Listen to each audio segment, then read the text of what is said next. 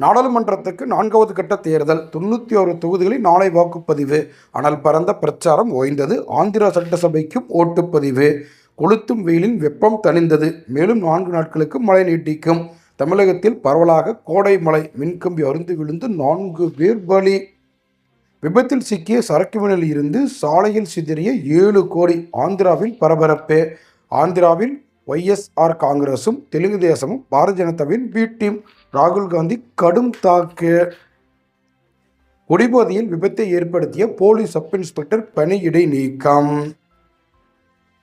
பெண் police inspector வீட்டில் 250 பவுன் நகை 5 லட்சம் கொள்ளை. மர்ம கும்பல் கைவரிசை.